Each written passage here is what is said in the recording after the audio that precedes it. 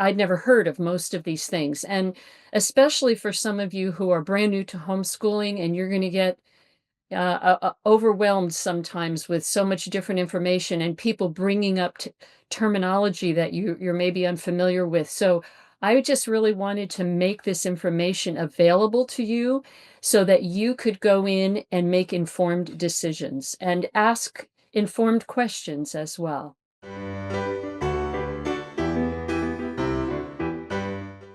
Good afternoon, everyone. This is Gretchen Rowe for the Demi Learning Show, and I'm so excited to have the opportunity to sit down and have this conversation with my dear friend and colleague, Lisa Cimento.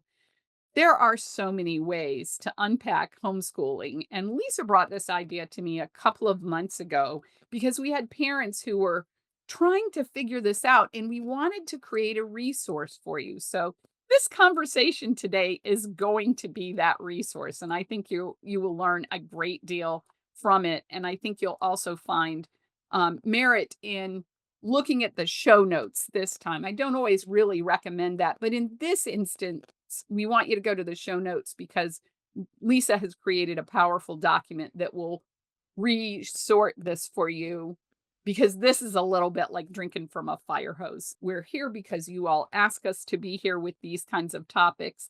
So I'm going to have Lisa introduce herself. Lisa? Thanks, Gretchen. My name is Lisa Cimento, and I am a placement and support specialist here at Demi Learning. I'm coming up on 8 years working full time with the company, and many years before that, working the conventions over the summer, which is where we are right about now, too. My husband and I have 4 children whom we homeschooled K through 12, and they are all adults now and out of the house. And it is really a pleasure. I pulled this, I put this before Gretchen a couple of months ago because I recalled early on in my own homeschooling journey seeing, I think it was called the Elijah Catalog came out. It's an older publication. It's not around anymore, sadly, because it was a wealth of information. But they did an article just like this where they ran through the different approaches or styles of homeschooling. And it was completely news to me because I was fairly new in the game and I'd never heard of most of these things. And especially for some of you who are brand new to homeschooling and you're going to get overwhelmed sometimes with so much different information and people bringing up terminology that you're maybe unfamiliar with. So I just really wanted to make this information available to you so that you could go in and make informed decisions and ask informed questions as well. In truth, when I began my homeschooling journey, there's everyone gets to their journey differently. Lisa was an intentional homeschooler. She decided early on that she was going to homeschool her children. I was an inadvertent homeschooler because there was a situation that I decided would best be resolved for my daughter by homeschooling. And then we found that we loved the journey, so we ended up staying 21 plus years. And so I think it's important, no matter how you get to the journey, decide a path or maybe look at a variety of paths and choose from that what works best for you. Because I tried to imitate my homeschooling friends in my first year of homeschooling. And it actually took probably 2 or 3 years to realize that I wanted to do it my own way and a little bit differently. And I'll be honest, I'm grateful that I homeschooled before the advent of cell phones because, more information comes to us in a day than came to our parents in their lifetimes. And so, because of that, it's important for us to recognize and sort the noise. So, I think that's our attempt today is to sort the noise a little bit. So, Lisa, before we begin, tell me what kind of a homeschooler you were. Yeah, so I wasn't even really sure until I actually saw this Elijah catalog article, and I realized, oh, I guess I'm an eclectic homeschooler. I hardly even knew what that meant, but what I discovered was it didn't happen right away because in the first couple of years, I just went with the only thing I'd ever heard of. And that's typical for a new homeschooler. You might have heard of one approach or one particular curriculum company and you just go with that. But then once you get a couple of years under your belt, it's a good idea to be able to start to look around and ask questions, and you start to feel more confident. And that's what I did. So I was using Matthew C. All 24 years with the children, my four kids, but we did jump around from some other things. For language arts programs, I used learning language arts through literature, which was lovely and gave me great literature suggestions. Oh my goodness. And they even did book studies. I did some dailygrams and easy grammar at certain times. I popped around to lots of different spelling programs here, there, and everywhere. We didn't have spelling, you see, back then. Unfortunately, I really could have used it. I used Apologia Science for many of my school years. Some years we actually just kind of I just winged it. We went to the library and did some things. I did a Days of Creation kind of a study. I checked out Magic School Bus videos, that were appropriate. It was kind of neat that way. And then for social studies or history or geography, I use different things. Greenleaf Guides was out at that time, and they also had excellent literature um, lists and we read a lot of their books. So it really worked out well that way. That's awesome. In my journey, in my experience, I became an overnight homeschooler. So I started with Sunlight, and I loved the literature richness of Sunlight. It was amazing. For my first 2.5 years, we used the Sunlight curriculum, and I just loved it. But I was looking for something that was more structured, and I found my way to a classically based curricula. And I'll be honest with you, looking back on that, my children were wildly well educated. There were 9 subjects that my kindergartners started with, and we used that curriculum up through 8th grade, and then they would matriculate into a co-op high school where we got to pick and choose. So on this list that we've referenced a couple of times, you'll find a lot of the curricula that my hands touched. And it wasn't until I had been homeschooling 8 years that I found my way to Matthew C. And once I got here, I knew I couldn't leave because I'm not a strong mathematician.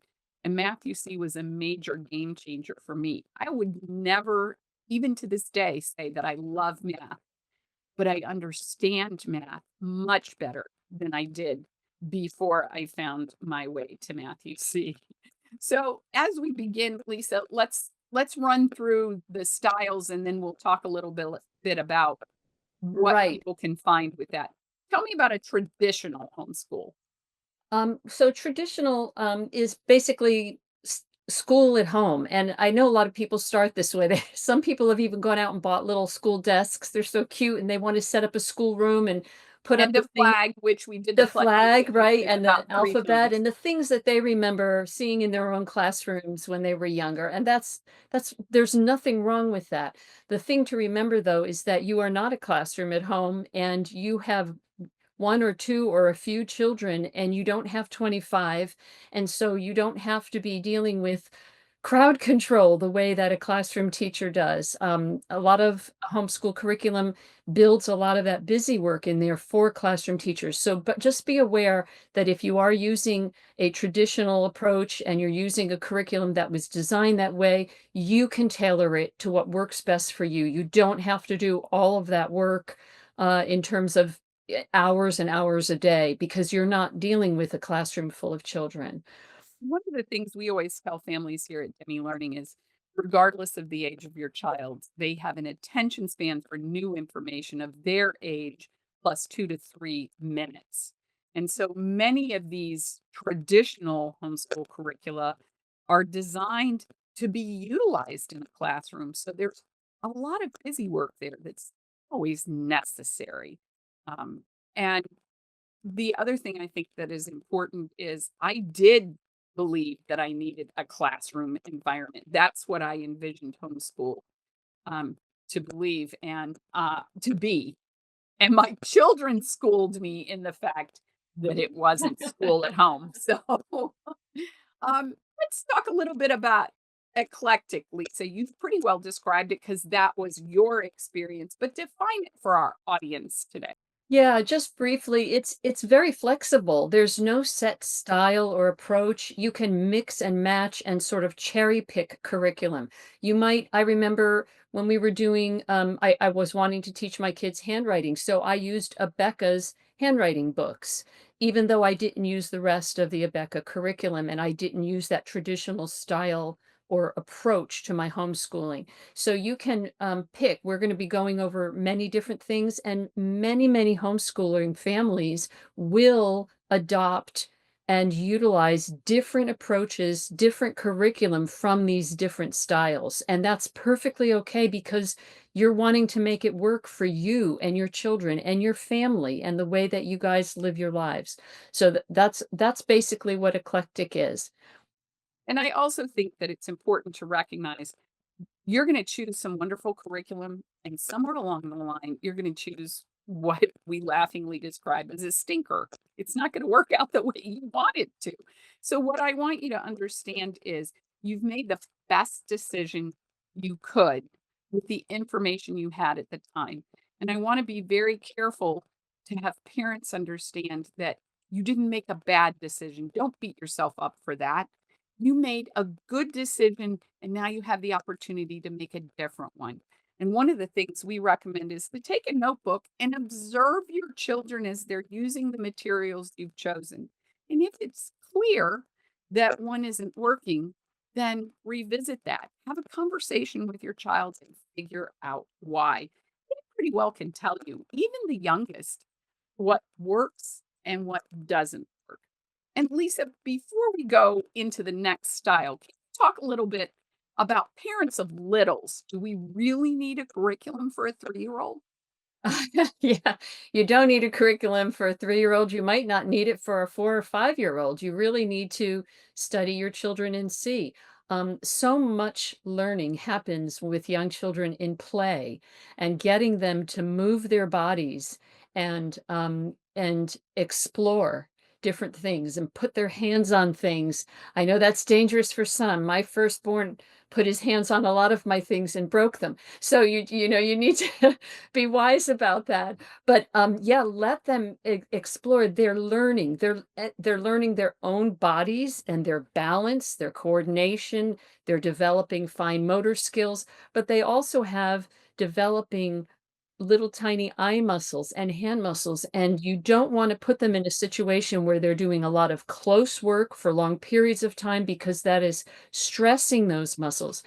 And little boys in particular who just don't have the necessary fat on the bottom portion of their bodies do not want to be sitting still for very long. Let those kids move. They are learning so much as they move. Let them explore, get them outside, let them use all of their senses, and you'd be surprised at how much they are just kind of learning by osmosis that way. Read aloud to them, get to the library, find lists of great literature for different age groups. You can read books to your children that they're not able to read for themselves, but they can still understand them as you are reading aloud. So don't just put in front of them the books that are at their own reading level. You read to them books that are beyond their reading level because they're capturing so much from that. Let me also say that many times a child will have a beloved book Mm. and they're going to ask you to read it over and over and over again. And you're going to think this is designed to drive you crazy. And it's really not. It is actually a neurological function that they are ordering their brain by listening to that story multiple times. So we just want to let your kid off the hook and tell you that it's okay to read the same book. And each one of my children had a different book, but now as adults, most of them can still recite their favorite book because it really does help them order their brain. It So really does, and also they're learning aspects of language, receptively before you begin teaching them formally. Grammar and the ear for beautiful, words, put into beautiful sentences is developed here. When they begin writing, they will learn writing so much by the quality literature that you present to them, just reading it aloud for sure. I will say in my, classical approach to academics, we did grammar with first graders. And what I have learned in the 18 years since is that when you approach a grammar experience before a child has fully emerged as a reader, sometimes you impede that emergence. So, one of the things that I have particularly appreciated is the approach that our analytical grammar takes. We're looking for a child to begin that around the fourth grade when a child is a fully emerged reader. And I know my kids, every one of them are in fields where they have to write copiously, all of my adult children, but they would have had an easier time emerging as readers if we weren't also working daily with grammar. And so know that one thing at a time is still a good thing. So, Lisa, can you, speaking of good things, can you explain Maria Montessori and the Montessori method? Because I think that's so wonderful. Yeah, Maria Montessori was an Italian educator in the 1900s, and she wanted to make children the focus of her educational philosophy, rather than the instructor or even the content itself. And so she felt that students would learn at their own pace and explore topics that interest them as you make them available to them. So she she created this system where she would have different stations. She used a lot of hands-on materials and activities. She was very much in the way that our products work too, very much multi-sensory. And so the parent really just acts as a facilitator and a provider of these different activities.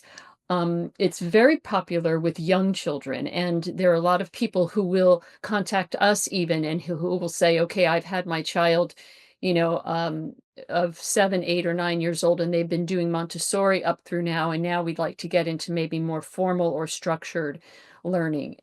So it is less structured and it is more um, putting things out there and letting kids explore and trusting children that their desires and their interests would lead them in the way that they are going that way.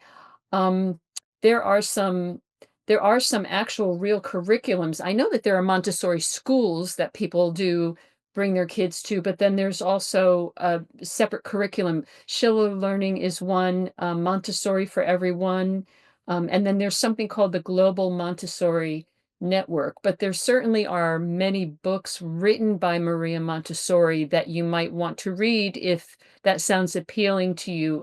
The Montessori Method and The Absorbent Mind are two titles that I found offhand. One of the things that I find remarkable about Maria Montessori is she created a child-centric curricula in an age where we didn't even see the value in educating children. And that was she was well ahead of her She time. really That was was. pretty She amazing. really was. The children should be seen and not heard did not go well with her. Absolutely. So let's talk about someone else who had that same kind of background, and that's Charlotte Mason. Yes, this is fascinating, and this is a movement that has grown exponentially in the years since I first started homeschooling. I had never heard of Charlotte Mason when I began, and it wasn't until I was probably halfway in that I started to hear people and they began to network with each other. So Charlotte Mason was a 19th century British educator, and she was a governess. And so she just began to document and chronicle her work. And it focuses on the child's natural love of learning, emphasizing really quality literature. She had a favorite term that she used when people were using textbooks and other things that weren't quality. She used to call them twaddle. And she just said, avoid this. This is nonsense.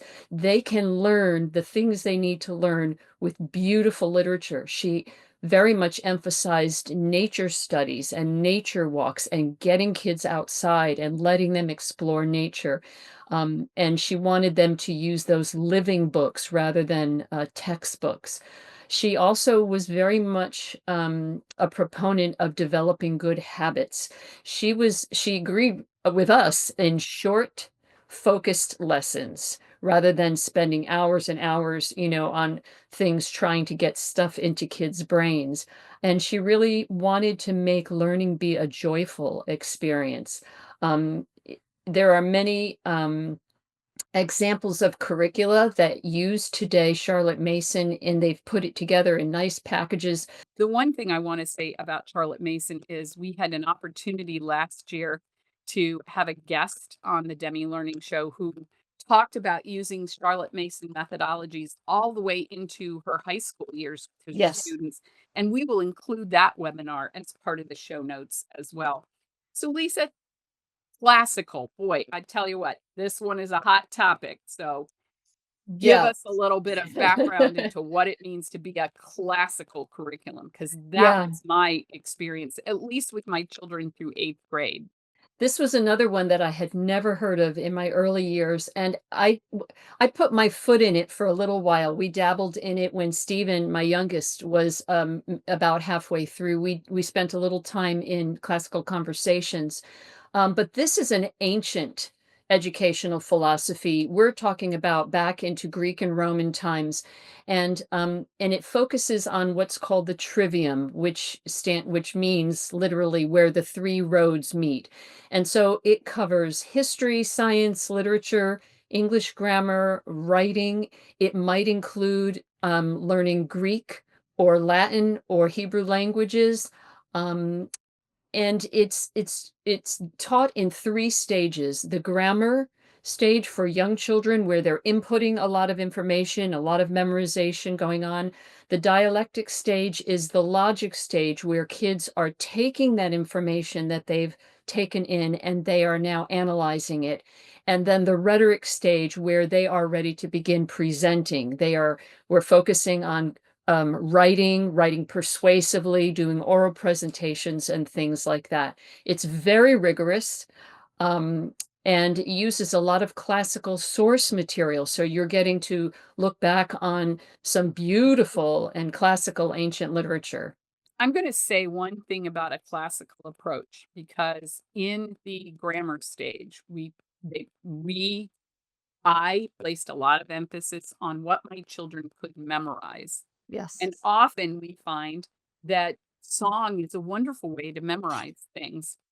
However, what we know now about the neurology of learning is that music is perceived in the subdominant hemisphere. So if you have a child who can beautifully sing a skip counting song, but can't step away from that song and repeat those same facts without having to sing the song, Yeah. then that's not a memorized fact set.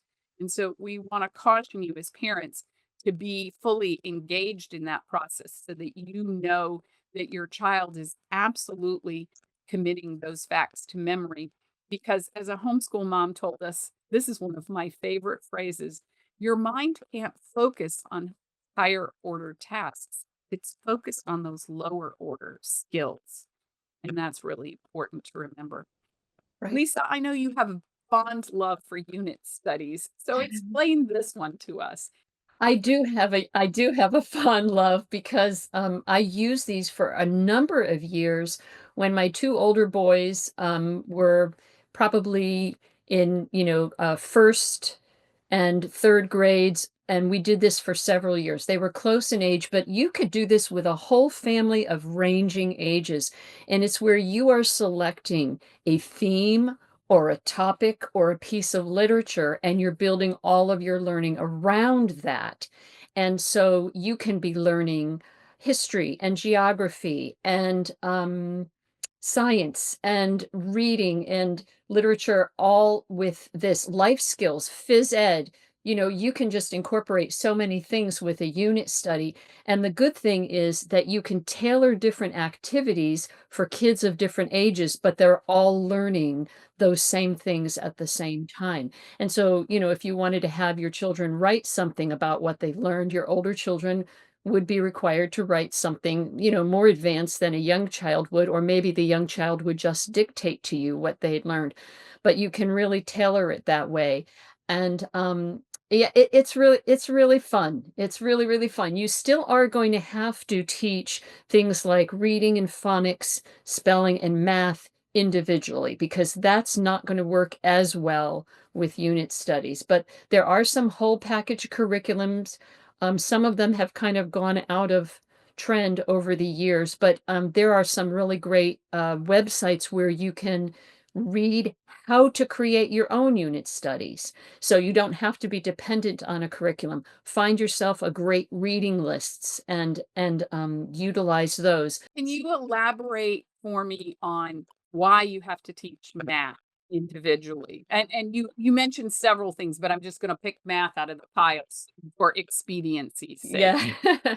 This is a tough one for families with large number of children, and we sometimes get these calls. I've got kids in this grade, and this grade, and I really don't have the time to teach math separately.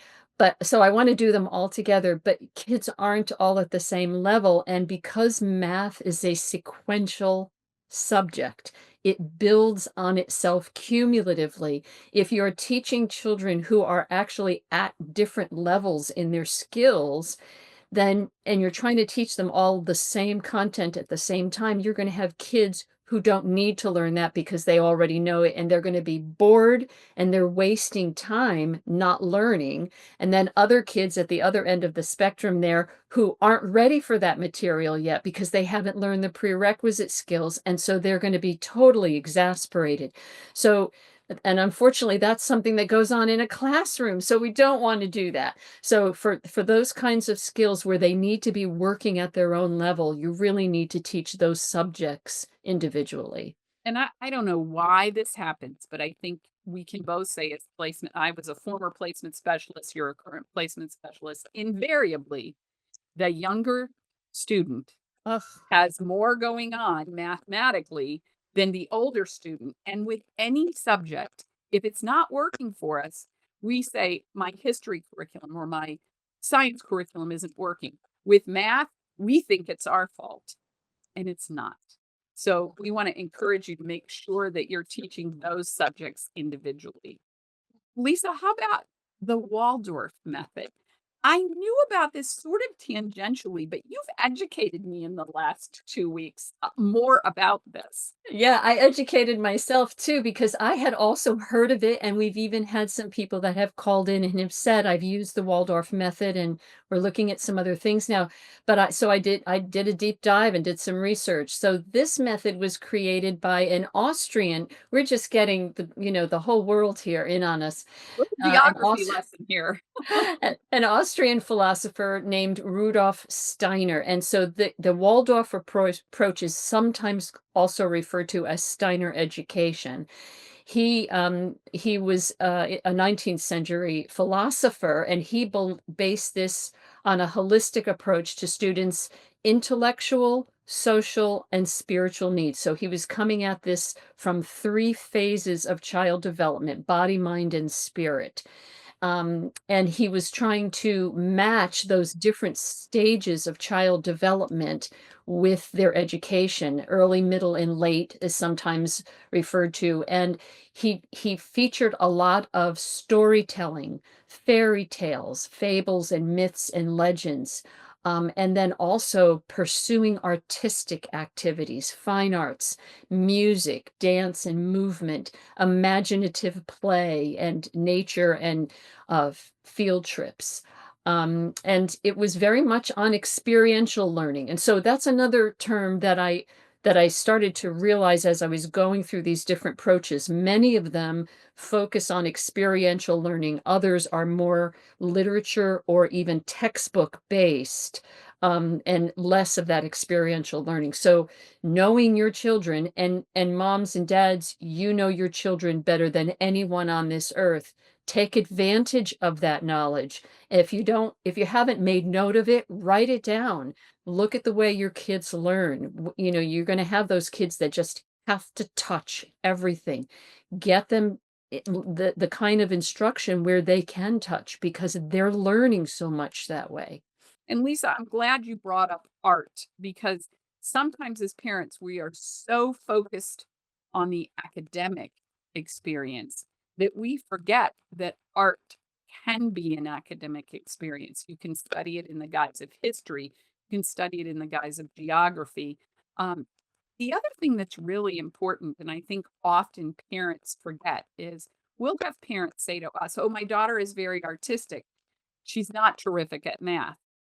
And it's important to note that there's no such thing as a math brain, but if your child is an artist, they're using math in an integral way. They're studying it spatially, they're studying it in detail that you need to encourage in that process. So don't assume that because you have a creative child, that child is not a mathematical child. That's right. They're using math intuitively, and maybe we'll need more help procedurally with the actual processes of solving math. But, our colleague Sue Wachter, who is a wonderful artist and a teaching artist, she shared with us that when she struggles with math, the use of manipulatives, she can almost feel it clicking to the other side of her brain, and it brings it more into that analytical part where she can deal with math more analytically there and less imaginatively and getting lost in the word problems. Absolutely. I think that makes a tremendous amount of difference. And I think this would also be an important place to say if you have a child that's struggling mathematically, the likelihood of that struggle is not where they're struggling. It's something that has happened earlier that they don't have a solid foundation with. We need to unpack what that is. But this is not our goal today. I just want to say that as an aside. Lisa, we're going to go to the opposite end of the spectrum. Tell me about unschooling. Yeah, this gained a lot of popularity too over the years. And when I first heard of this, I thought, "What do you mean you're not doing any school at all?" But that's not what it is. And there are certainly different levels of unschooling. Some people even bring a little bit of unschooling into certain subjects, but others are using it across the board. But basically, what this is letting the student direct the learning. And this is particularly good if you have a very focused and self-directed student. They know what they want, they know where they're going, and allowing them to explore the fields of study where they have tremendous interest is a great thing. It's driven by a child's curiosity. It tends to reject defined curriculum and instructor-led learning and strict schedules. It emphasizes a child's freedom to make their own educational choices. Now, parents, you need to be mindful here because you you you have obligations. Your state's going to want to know that you're educating your children, and you want to know that you are preparing them for adulthood and life. So you don't want to let it go to the point where a child decides he wants to play video games all day. That's just not going to cut it. But there are certainly ways to unschool, and there are great resources to help you and guide you in this. There are handbooks put out by Mary Griffith, Peter Gray, Ben Hewitt, and a woman named Danielle, and I'm gonna slaughter her last name, forgive me, please, Danielle Papagiorgio. She actually has a website called lifeschoolingconference.com, and so she refers to it as life schooling even more so than unschooling, and I think that that's because she's taking into account all of those areas where children learn as they're living their lives normally and taking advantage of those life application learning. I had several friends who unschooled a long time alongside us when we homeschooled. And sometimes my children would say, "Hey, they get to do whatever that is." And Yeah. so we would take a different approach and say, "Okay, you drive this train. How do you want to do this?" And so it gave us the opportunity to experiment. And I think one of the things that's important is this is going to be a grand experiment for you because how Lisa schooled, how I schooled is not going to be how you school Yeah. because it's going to be tailored to your family. And so, Lisa, talk to me about if a parent is looking to begin a journey and their child has already started an academic process. What about deschooling? Yeah. I think that this is a helpful thing for any family who has pulled kids out of school and it has been a negative experience for that family. If you've got children who have been bullied, if there's been a very negative experience with a particular teacher, or something else has gone on that has involved that's around that child being at school and you've decided to homeschool them, I really want to encourage you to not jump right in and start because you're afraid of losing time. Take some time. We will call this loosely deschooling, but basically it's an opportunity for you to take a breath. You're transitioning to a very different experience, and sometimes healing needs to happen. Sometimes you just all need to decompress a while. um, I remember, and this was not my experience, of course, because we homeschooled from the beginning, but there was one time where we made a move and I was moving to a different state. I had a new baby. I just started homeschooling. I'd only done it for a year and we knew nobody. And I didn't know what I was doing. And I just went out and bought all this curriculum. And fortunately, I met wonderful people where we were. And you got a chance to meet my beautiful friend Barbara. And she said to me, put this stuff aside, go to the library, get some books, read to the kids. I'm going to go and do some research for you. And what a blessing that was because it gave me the chance after the move and the new baby and all of the changes I had experienced to just take a breath. And that reading out loud, I had no idea how much benefit it was to them, but it was a benefit to all of us. Know that reading out loud, Dr. Karen Halinga, who developed our Spelling UC program, which is on the shelf behind me, says that your child needs up to 1,500 hours of input in reading Hmm. before they're really ready to give you output.